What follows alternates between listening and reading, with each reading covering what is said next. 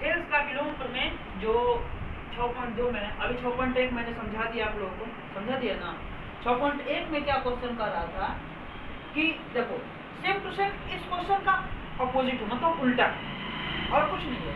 देखो जैसे एक बार पढ़ लेते हैं क्वेश्चन। यदि एक रेखा किसी त्रिभुज की दो भुजाओं को एक ही अनुपात में विभाजित करे, यानी जो बोल रहे हैं एक रेखा, क्या बोल रहे हैं, एक रेखा किसी त्रिभुज की दो भुजाओं को, यानी एक जो रेखा है त्रिभुज का, जो अन्य दो भुजाओं को, यानी एक रेखा जो किसी त्रिभुज की दो भुजाओं को एक ही अनुपात में विभाजित करे। कोई भी जैसे त्रिभुज है, मान लो यहाँ पर त्रिभुज है दिया हुआ है, एक ये त्रिभुज हो गया, एक त्रिभुज ये हो गया।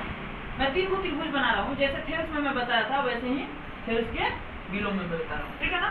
3 को त्रिभुज था, ठीक है। एक रेखा किसी त्रिभुज की दो भुजाओं को एक ही अनुपात में विभाजित करेगा। कोई भी एक रेखा है जो एक त्रिभुज बना हुआ है, ये त्रिभुज ए बी सी, ठीक है ना। मान लो अभी मैंने यहाँ पर एक रेखा खींच दिया डी ई, ठीक है ना। इस त्रिभुज में मैंने यहाँ पर एक रेखा खींच दिया, जैसे ए बी सी है, यहाँ पर मैंने डी ई खींच दिया।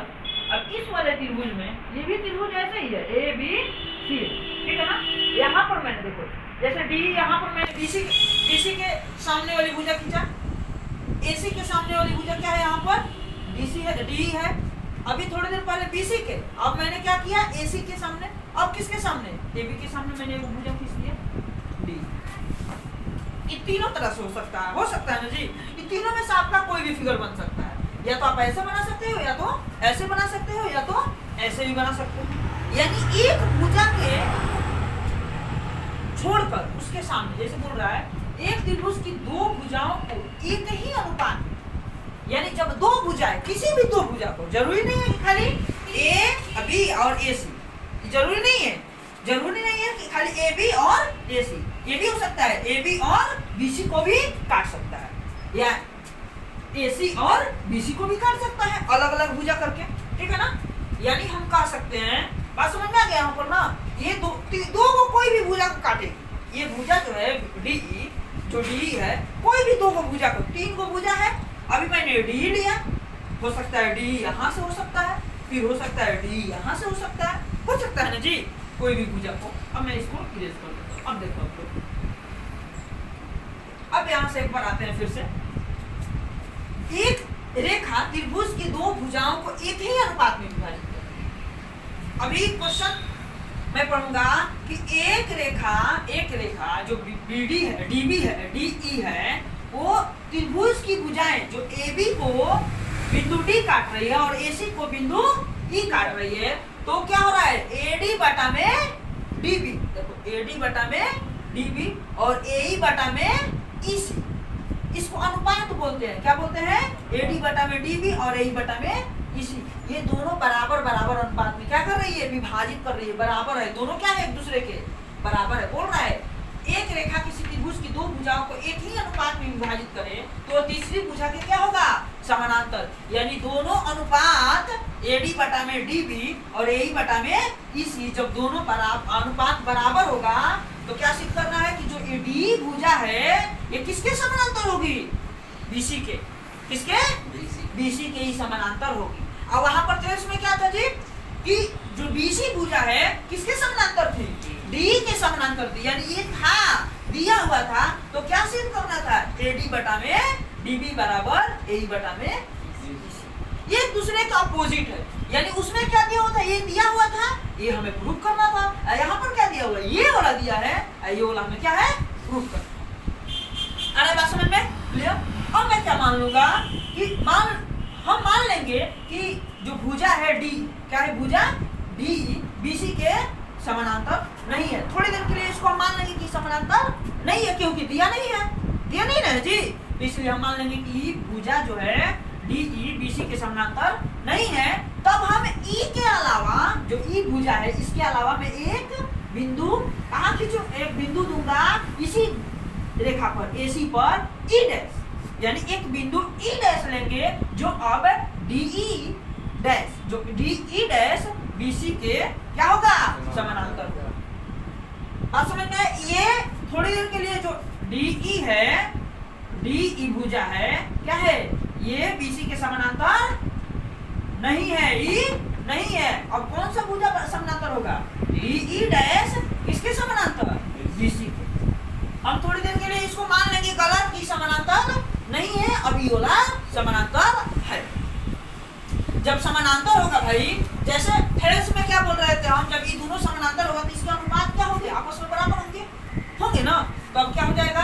जब ये समानांतर होगा, अब क्या समानांतर होगा? DE डैश होगा ना जी, किसके समानांतर? BC के। देखो BC के समानांतर कौन भुजा है? DE डैश है ना जी।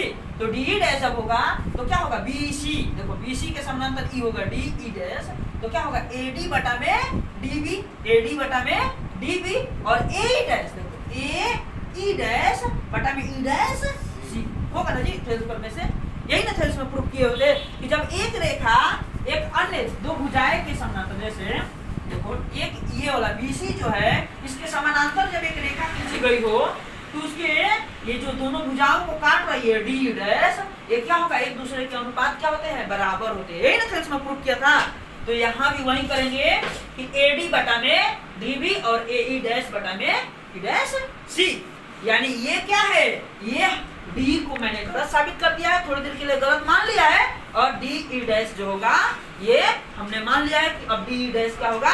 इस भुजा के BC के क्या होगा? समानांतर होगा। और जब समानांतर होगा तो ही होगा ना जी। थेरेस करने से आप क्वेश्चन में क्या दिया हुआ है? अब देखो, अब हम प्रमाण प्रूव करेंगे कि प्रमाण की रचना हमारा था, हमने रचना इतना किया। अब प्रमाण क्या है कि AD बटा में DB बराबर AE बटा में EC। देखो यहाँ पर दिया हुआ है ना जी, AD बटा में DB बराबर AE बटा में EC, ये दिया हुआ है। कोई दिक्कत? मैंने लिख दिया समीकरण 1। अब मैंने रचना क्या किया था?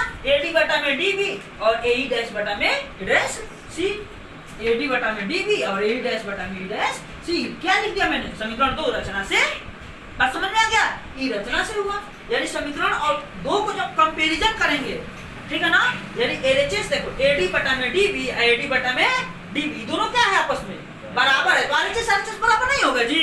जैसे मैं बोल रहा हूँ कि 3 को मार्कर है, ठीक है ना, ये 3 को मार्कर है, ये वाला इसके बराबर है, ठीक है ना, ये वाला चीज किसके बराबर है? इसके बराबर है। ये दोनों आपस में क्या है? देखो ये दोनों आपस में क्या है? बराबर है। और इसके बराबर ये भी है, तो क्या ये दोनों भाई आपस में बराबर नहीं होंगे? होंगे ना। बात यही है, यानी ये दोनों भी क्या होंगे आपस में? जब LHS बराबर होगा तो RHS आपस में क्या होगा? बराबर होगा। यानी AE बटा में EC, AE बटा में EC और AE डैश बटा में E dash C, AE dash बटा में E डैश C। अब देखो, जब दोनों बराबर हो गया तो दोनों तरफ क्या करेंगे? 1 जोड़ देंगे। कोई दिक्कत है? दोनों तरफ हम अपने से खुद से जोड़ देंगे। दोनों तरफ जोड़ रहे हैं, कोई दिक्कत है? दोनों तरफ मैं 1 जोड़ दूंगा। चलो एलसीएम क्या होगा? EC होगा ना जी। एलसीएम मैंने EC ले लिया, तो AE plus AC into 1 EC होगा। बटा का जोड़ आता है ना जी। AE बटा में EC है, EC एलसीएम हो गया हमारा, लघुत्तम हो गया, तो AE प्लस 1 को गुणा कर देंगे तो यानी EC हो जाएगा। वैसे ही equal to E dash C, अब यहाँ पर एलसीएम में लेंगे, यानी E डैश C नीचे हो जाएगा, AE डैश प्लस 1 से गुणा कर देंगे तो E डैश C। अब देखो AE प्लस EC, देखो तो यहाँ पर AE प्लस EC क्या कहेंगे? इसको ऐसे ना कहेंगे जी। हम कह रहे हैं कि भुजा है यहाँ पर A और B है, ठीक है ना, और यहाँ पर मैंने D दे दिया बिंदु। हम कह रहे हैं कि AD जोड़ DB, तो क्या हम ये भी नहीं कह सकते उसको? वैसे AE जोड़ EC हम क्या कह सकते हैं इसको? AC, मैंने AC लिख दिया, कोई दिक्कत है? अब बटा में EC, वैसे ही E dash plus E dash C, देखो E डैश C, इसको भी मैं ऐसे कहूंगा ना जी। यानी ये भी क्या हो जाएगा? AC बटा में E डैश C। देखो AC दोनों ऊपर है, कैंसिल हो जाएगा। ये दोनों बेचारे को ऊपर लेके चल जाओ, आप लोगों को पता है, क्योंकि यहाँ पर आप लोगों को एक चीज पता है। देखो आप लोग जैसे 1 बटा क्या बच रहा है? EC, क्योंकि AC तो दोनों कैंसिल हो गया। अब बटा में 1 बटा E डैश C आ रहा है ना जी। अब ये दोनों क्रॉस मल्टीप्लाई होगा तो ये दोनों ऊपर चला जाएगा ना जी। तो क्या हो जाएगा? इसलिए EC बराबर क्या हो जाएगा? E dash C। यानी ये कहने का मतलब है कि EC जो है, देखो E से C तक जो दूरी है, E से C तक, यहाँ से यहाँ तक जो डिस्टेंस है, दूरी है, वही E डैश से C तक, यानी दोनों क्या है, आपस में बराबर आ गया ना जी। यानी यदि 5 सेंटीमीटर ही होगा तो यो क्या होगा, 5 सेंटीमीटर होगा, ये कोई अलग नहीं होगा, यानी नहीं होगा। यानी हम कह सकते हैं कि जो E डैश है, बिंदु E, दोनों क्या है, एक दूसरे के संपाती, यानी एक दूसरे के ऊपर ही है। ये जो एक बिंदु है D, अगर बिंदु मैंने E यहाँ पर कर दिया तो ये दोनों बिंदु एक ही है, दोनों अलग अलग बिंदु नहीं है। अतः हम कह सकते हैं कि E और E डैश दोनों बिंदु क्या है, संपाती। क्या होगा, संपाती होगी, अर्थात E और E डैश दोनों एक ही बिंदु है। संपाती का मतलब दोनों एक ही बिंदु है, यानी एक दूसरे के ऊपर है। तब क्या होगा, DE समानांतर BC। अब आप लोग क्लियर हो गया, जब ये दोनों बिंदु एक ही है तो हमारा मानना क्या था, यहाँ पर जो मैंने माना था वो क्या हो गया, वो गलत हो गया। तो हम कह सकते हैं कि जो DE समानांतर है BC के, जो DE है BC के क्या होगा, समानांतर होगा। ओके।